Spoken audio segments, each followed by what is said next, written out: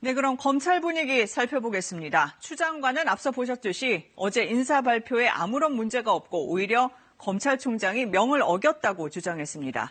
이번 인사 과정을 처음부터 취재해온 오승목 기자 대검찰청에 지금 나가 있습니다.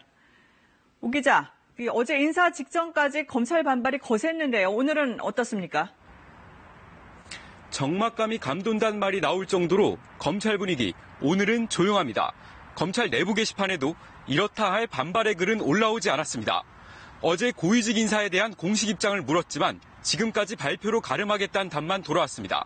다만 이번 인사의 대상이 된 대검의 한 간부는 장관이 오란다고 총장이 가는 거면 총장이 경찰청장을 오라가라 한 것과 뭐가 다르냐는 말로 불만을 나타내기도 했습니다. 네, 어제 저녁 이 전격 인사 발표가 나왔을 때는 윤석열 총장의 사퇴설도 돌았었는데 지금은 그런 분위기는 아닌 것 같네요. 일단 사퇴 가능성은 없는 것 같습니다. 저희가 확인한 바에 따르면 윤 총장은 지인 등에게 사표를 내는 일은 없을 것이라고 말했다고 합니다. 윤 총장은 이번에 인사가 난 대검 간부 등과 오늘 점심을 같이 했는데요.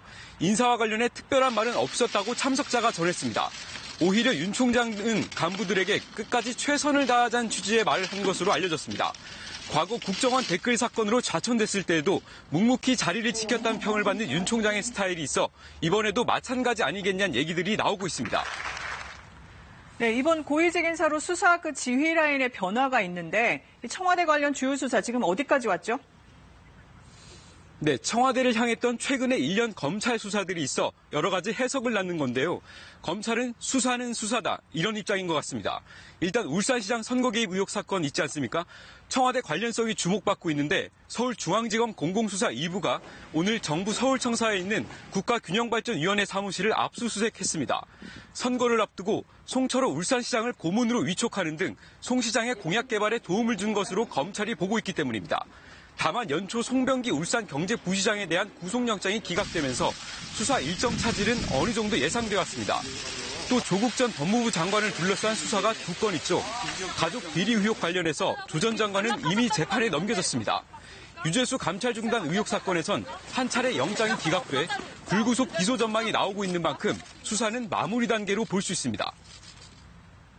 네, 마무리 단계라고는 하지만 검찰 인사가 아직 끝난 게 아니지 않습니까? 차장, 부장, 평검사까지 인사가 아직 남아있는데 직접 수사를 진행 중인 사람들이 인사가 나면 이 영향을 받을 수밖에 없는 것 아닌가요?